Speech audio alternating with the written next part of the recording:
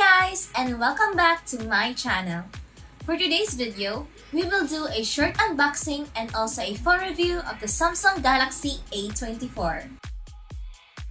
Now let's start with the unboxing.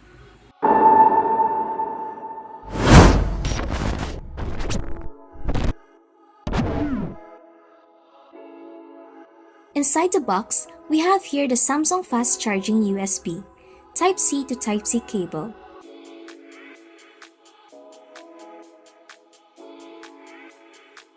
a SIM ejector tool, and of course, the phone itself.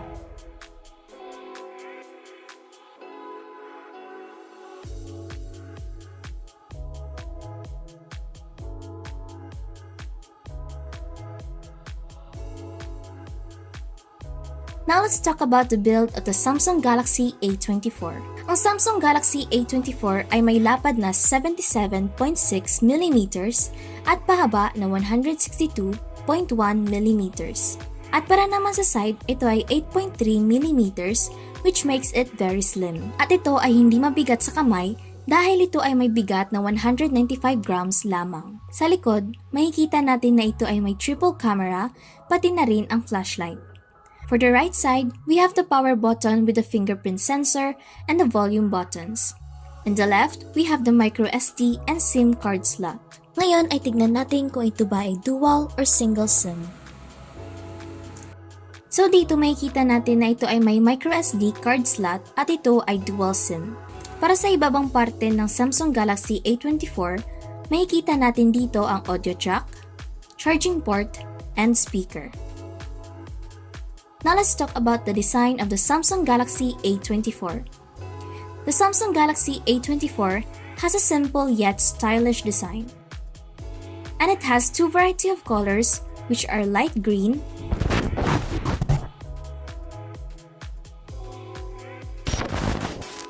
and black.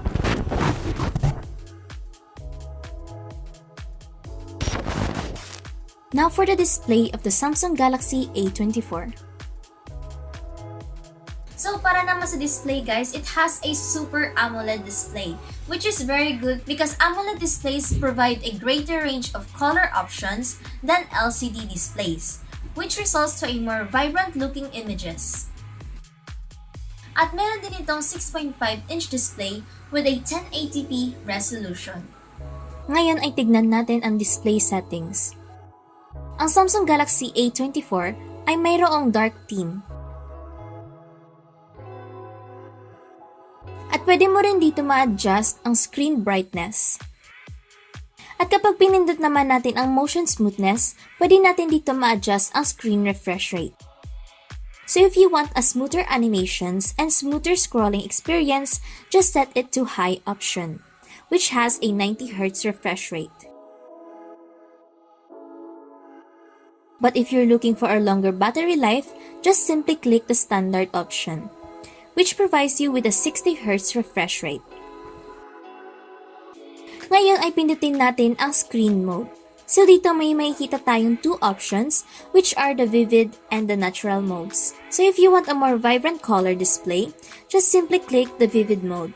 So kapag pinindot natin ang vivid mode, may lalabas na white balance and advanced setting button, na kung saan pwede nyo ma-adjust dito ang screen color display. Or if you like it in a more natural way, just click the natural mode.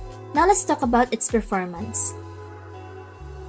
Para naman sa processor guys, it has an octa-core processor with a 2.2 GHz per second. At meron itong 128GB of storage at meron din itong external storage support na kung saan pwede nyo siyang insertan ng micro SD up to 1TB.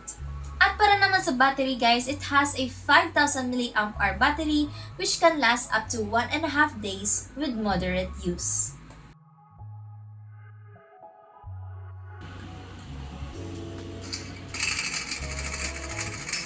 And as for the gaming guys, all that I can say is that Samsung Galaxy A24 will definitely give you a smooth gaming experience.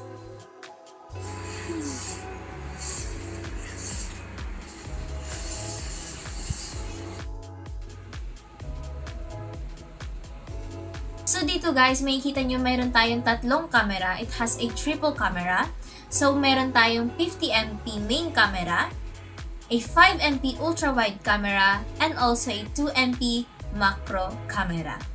At para naman sa front cam guys, meron siyang 13 megapixels camera. At para naman sa video guys, meron siyang 2 options. Meron siyang Full HD display with a 30 frames per second and also a high definition display with a 30 frames per second. At para sa video guys, syempre nauso na nga diba ang mga 0.5, 0.5 na camera. So dito sa video, meron din siyang 0.5 camera. And the same goes when it comes to taking photos. You can also use the 0.5 phone feature. So para mas makita nyo guys yung outcome niya when it comes to taking pictures and videos, I will show you a few pictures that I took right here.